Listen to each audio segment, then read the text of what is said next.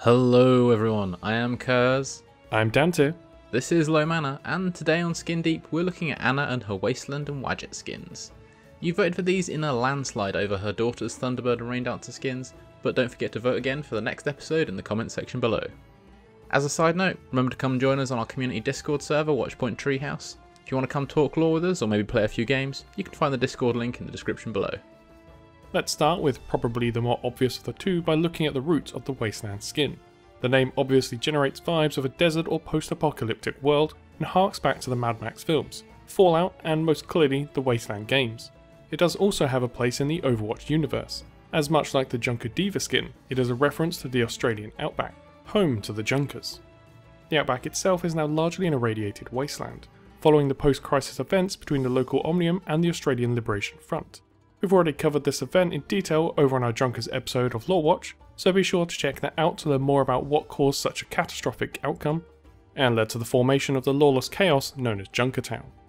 There are, however, some more subtle connections that are easily overlooked. The calligraphy detailing the back of her coat is actually Arabic, and as far as our translation could determine, this is likely the word apocalypse. Rather fitting considering the theme of a wasteland and ties in well with Anna's Egyptian heritage. The other is much more metaphorical. Anna left Overwatch and was presumed dead, at the hands of a mysterious new combatant, later to be revealed as Widowmaker.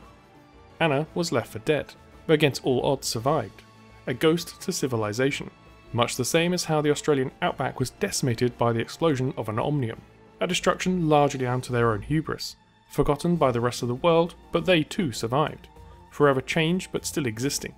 Both remain outside that of what could be considered the normal world, effectively dead to everything that once defined them. Eventually though, Anna resurfaced when she was most needed. Who's to say the Junkers won't eventually do the same? Perhaps they hold an answer to the coming crisis. Unlikely I know, but in the world of Overwatch, there is always hope. Just remember though, whatever Junkrat found in the heart of that ruined Omnium is to this day one of the biggest mysteries in the Overwatch lore. Of the two, the Wadjet skin is actually much more intertwined with Anna as a whole, providing some insight into how valuable she truly is in the world of Overwatch. As you can imagine, considering Anna's heritage, Wadjet stems back to ancient Egypt. The name Wadjet itself originates from the flower of Lower Egypt, the papyrus, specifically meaning the papyrus coloured one.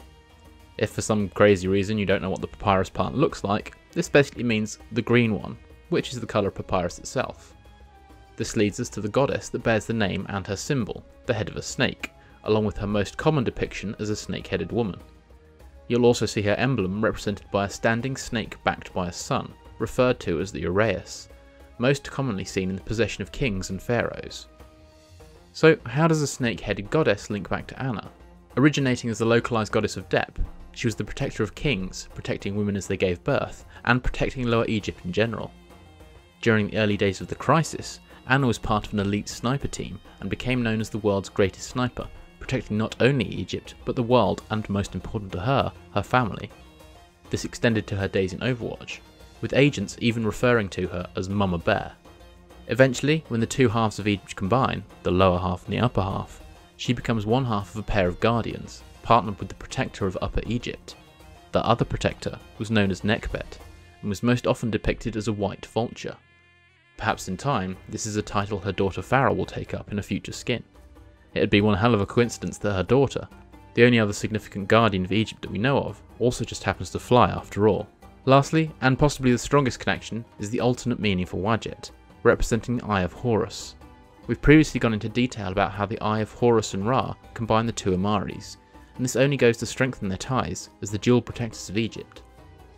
Even though in general we like to take a more scientific explanation to Overwatch, and explaining the more obscure aspects, it does almost seem as though the Amaris have been destined to walk in the steps of the Grand Protectors of Egypt, something the world surely needs as the darkness of the second Omnic crisis grows. For our next vote, Pharah still remains up for voting, so if you want to see the lore behind the Thunderbird and Raindancer skins, get your votes in quick. Perhaps it's third time lucky for the junior Amari.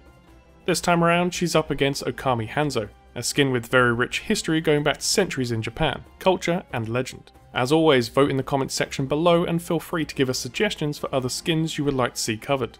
Thanks for watching this episode of Skin Deep. What would you like to see come out of the Australian link? Will Pharah receive a white vulture skin to match her mother? Don't forget to hit that like button if you enjoyed this episode, subscribe if you want to see more, and click that bell for notifications of our future content. Until next time, I've been Dante. And I've been Kurs. Thanks for watching.